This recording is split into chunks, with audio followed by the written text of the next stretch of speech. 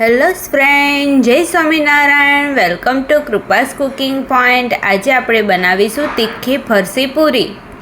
તેની માટે મેં અહીંયા એક મોટું વાસણ લઈ લીધું છે. તેમાં 2 કપ જેટલો ઘઉંનો લોટ લઈ લીધો છે. અહીંયા ઘઉંના લોટના બદલામાં તમારે મેદાનો યુઝ કરવો હોય તો પણ તમે કરી શકો છો. ત્યારબાદ તેમાં મેં અહીંયા અડધો કપ જેટલો ઝીણો રવો લઈ લીધો છે. રવો નાખવાથી પૂરી એકદમ ક્રિસ્પી બને છે. ત્યારબાદ 1 ચમચી જેટલું જીરું એડ કરીશું. અડધી ચમચી જેટલો અજવાઈન આપણે આ રીતે હાથેથી ક્રશ કરીને લઈ લેવાનો છે, તે એડ કરી દઈશું. ત્યારબાદ આપણે અડધી ચમચી જેટલો હળદર પાવડર એડ કરીશું. ત્યારબાદ 2 ચમચી જેટલી કસૂરી મેથી એડ કરવાની છે. કસૂરી મેથી એડ કરવાથી પૂરીની ફ્લેવર એકદમ મસ્ત આવે છે. ત્યારબાદ 1 મોટી ચમચી જેટલા તલ એડ કરવાના છે. તેમાં સ્વાદ અનુસાર મીઠું એડ કરી દઈશું. ત્યારબાદ અહીંયા 2 ચમચી જેટલા ચીલી ફ્લેક્સનો મેં યુઝ કર્યો છે, તે એડ કરી દઈશું. તેની જગ્યાએ તમે નોર્મલ મરચાંનો પણ યુઝ કરી શકો છો. હવે તેને બરાબર મિક્સ કરી દેવાનો છે. તમે જોઈ શકો છો કે મિક્સ થઈને રેડી છે. હવે ગરમ કરેલ આ રીતે ઘી તેમાં એડ કરી દઈશું. ઘી એડ કરવાથી પૂરીની ફ્લેવર એકદમ મસ્ત આવે છે અને એકદમ ક્રિસ્પી બને છે. હવે તેને પણ બરાબર મિક્સ કરી દેવાની છે.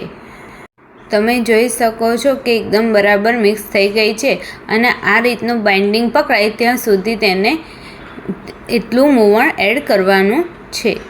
હવે તેમાં થોડુંક પાણી લઈને આપણે તેનો લોટ બાંધી દેવાનો છે. અહીંયા લોટ એકદમ ઢીલો બાંધવાનો નથી, સહેજ કઠણ જ બાંધવાનો છે. તમે જોઈ શકો છો કે આપણો લોટ આ રીતે કઠણ બંધાઈને રેડી થઈ ગયો છે. હવે તેને 10થી 15 મિનિટ માટે આ રીતે ઢાંકીને આપણે રેસ્ટ આપી દઈશું. 15 મિનિટ રેસ્ટ આપીને રેડી થઈ ગયો છે. હવે તેને આપણે ફરીથી તેને કસણી લેવાનો છે. તમે જોઈ શકો છો કે લોટ એકદમ કઠણ જ છે. આ રીતે જ લોટ બાંધવાનો છે. હવે તેમાંથી એક મોટો લુવો લઈને આપણે પૂરી વણી લઈશું. આ રીતે મોટો દઈને આપણે લુવો લઈ લેવાનો છે. તેને હાથેથી ફરીથી કસણીને એક મોટું પેડો વારી દેવાનો છે. તેને આ રીતે આપણે તેને હળવા હાથથી આપણે વણી લઈશું.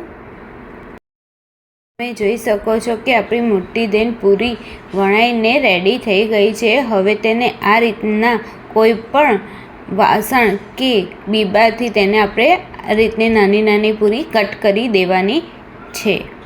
પૂરી કટ થઈને રેડી છે. હવે તેને આપણે એક પ્લેટમાં કાઢી લઈશું.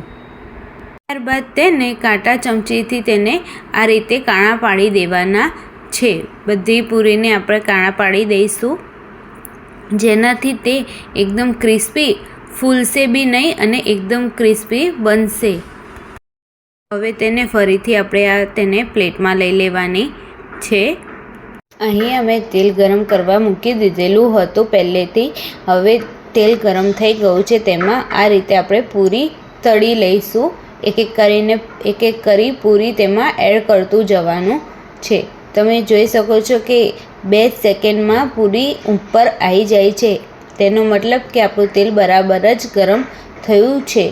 પૂરી તળતી વખતે ગેસની ફ્લેમ મીડિયમ રાખવાની છે, એકદમ હાઈ રાખવાની નથી. હાઈ રાખવાથી આપણી પૂરી તેમાં બળી જશે.